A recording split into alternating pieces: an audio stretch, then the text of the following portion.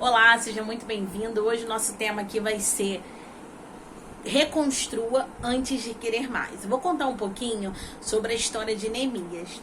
Neemias, a Bíblia fala que ele fica sabendo de uma destruição que está acontecendo em Jerusalém. E o coração dele fica muito triste. E a Bíblia vem nos relatando que quando ele vai servir o rei, antes disso ele tinha orado, porque quando ele descobriu a situação que estava, ele ora a Deus, porque ele fica muito entristecido, porque era a cidade que os pais deles estavam enterrados. Então o que acontece? Ele chega, quando ele está servindo o rei, é como, eu imagino, gente, a Bíblia não fala isso, mas conjectura, né? Como se o rei, Deus abrisse os olhos do rei, o rei olha para ele e fala assim: por que você está triste, Neemias, se você não está nem doente? E Neemias chega e começa a contar, ele tem a oportunidade de relatar o porquê o coração dele tá tão triste. Sabe qual é a grande lição que eu tiro dessa história? É que Deus, ele se preocupa também com os pequenos detalhes que aparentemente seja pequeno na nossa vida. Por que isso? O rei, ele tinha suas preocupações naturais de alguém que tá no poder. É como se eu falasse hoje que um presidente iria olhar pra mim e falar: Cláudia, por que você tá tão chateado, tá tão triste? Ele tendo N problemas para poder resolver. Mas Deus, ele se compadece das nossas dores, e aquilo que é importante para nós passa a ser algo importante para Deus. E aí quando a gente ora, leva as nossas petições a Deus, ele é fiel e justo para poder nos ouvir, como a própria palavra de Deus diz. E isso aconteceu na vida de Neemias. Neemias teve a oportunidade de ter essa experiência com Deus, onde Deus abre os olhos do rei, o rei pergunta o porquê, e Jeremias consegue fazer um pedido especial para o rei, que ele queria ir até a cidade para reconstruir os muros, porque ali os pais dele estavam enterrados, e ele queria isso. E aí o rei fala: claro, mas por quanto tempo? E ele dá um prazo, e aí ele, com toda a sabedoria, ele pede o rei cartas para poder passar, ele pede madeira para poder fechar as portas. Sabe qual é a segunda lição que eu tiro disso? É que para que a nossa vida possa mudar, nós precisamos de um planejamento. Neemias, ele orou, mas ele tinha muito clara a visão de futuro para ele. Ele sabia que se Deus atendesse o pedido dele, ele precisaria de cartas para passar, ele precisaria de madeira para colocar nas portas. Ele sabia que após a oração, necessitava de um planejamento para ser colocado em ação. Então, assim, que a gente possa hoje fazer essa pergunta: será que eu tenho colocado só na conta de Deus as coisas que estão dando errado, ou os meus planos que estão frustrados, ou de fato eu estou conseguindo estruturar e criar um planejamento para que isso aconteça? Eu até anotei alguns pontos para colocar também sobre Neemias, porque ele sabia de fato o que ele precisava. E o que acontece? Quando Neemias ele passou por esse momento difícil, nós podemos observar que esse momento não foi para a morte, foi justamente para fortalecer a fé dele, porque quem não, depois de uma luta, depois de uma dificuldade, não consegue aprimorar, alastrar, afunilar o relacionamento com Deus? Por quê? Quando a gente passa por uma provação e a gente de fato consegue enxergar Deus, que assim, quando a última opção é Deus, que somente Deus pode fazer aquilo, de fato é um milagre. E a gente precisa discernir isso, o que é um milagre e o que é um processo, porque às vezes a pessoa confunde: eu preciso de um milagre. Neemias precisava de um milagre, ele precisava de cartas para poder passar, ele precisava que o rei desse permissão para ele sair, ele precisava de mão de obra, de material, de coisas que não estavam no alcance dele. De fato, ele precisava de um milagre, experimentou isso. Mas existe processo na nossa vida que a gente não precisa de milagre, a gente precisa de um processo, e o processo leva tempo. E às vezes na sociedade que nós estamos, onde tudo é para ontem, nós não queremos esperar. Eu não tô falando aqui que eu sou alguém diferente, porque às vezes eu sou assim, eu começo a questionar e achar que as coisas estão atrasadas, e na verdade as coisas às vezes não estão atrasadas, elas estão passando por um processo de maturação. Porque se a gente for colocar uma receita de bolo, eu preciso de ovo para fazer bolo? Sim, eu preciso, mas só o ovo faz o bolo?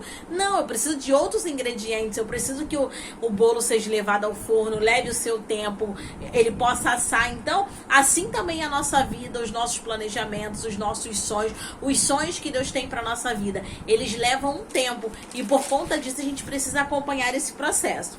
E aí o que acontece? A Bíblia vem falando, eu vou conjecturar aquilo que eu entendo quando em Neemias 4:9, que os inimigos, eles tendem a querer retardar as coisas na nossa vida. Porque a própria Bíblia fala na história de Neemias que quando Sanbalate descobriu que Neemias estava fazendo aquela ação, ele muito se irou. E aí, qual é uma outra lição que nós podemos tirar aqui?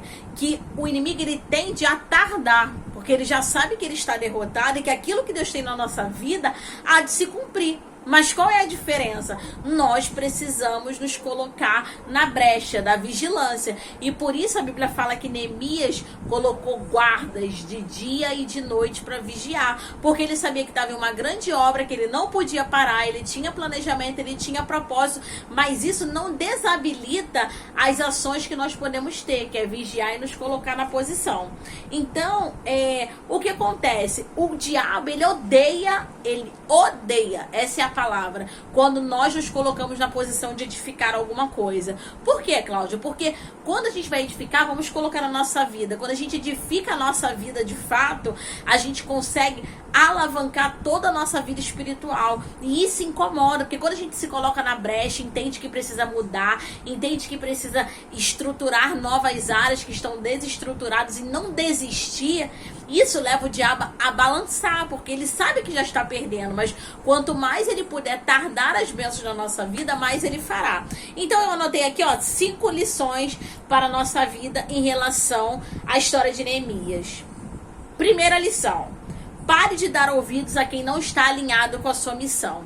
Se Neemias, nos processos que ele passou, ele tivesse ouvido Sanbalate, Tobias e todos os demais que vieram atribular ele teria desistido e por conta disso não teria cumprido aquilo que Deus tem.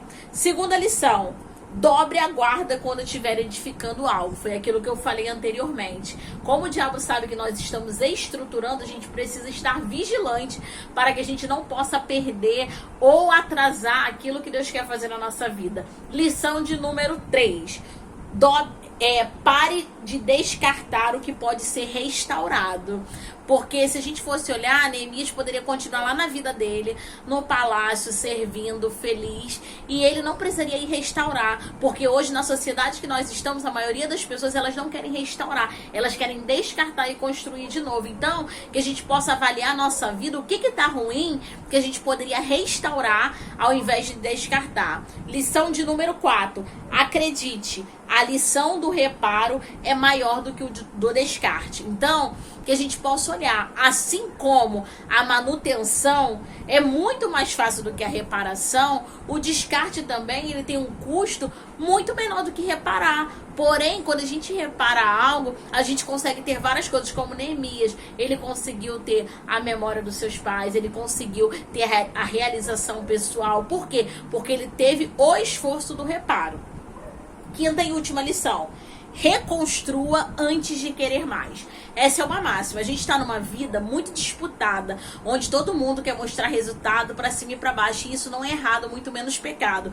Nós temos que alavancar, temos que crescer, temos que querer buscar novas coisas, mas a gente tem que entender que antes de querer crescer, você tem que restaurar aquilo que você já possui. Porque o que valeria você ter 10 laranjas semi-estragadas ou prestes a estragar e você querer trazer mais 3 para dentro do saco? Você vai apodrecer tudo. Então o ideal é comece a restaurar ou descartar aquilo que precisa ser destacado, para que depois você possa agregar novas coisas dentro do saco chamado vida. Porque nós temos uma única vida e Deus nos faz um convite a viver uma vida extraordinária aqui nessa terra. Então, que nós possamos meditar nessa palavra e entender que Deus, ele já nos deu a maior lição de amor que alguém poderia dar. Então aproveite essa lição, aproveite a morte de cruz e viva uma vida extraordinária. Fique na paz.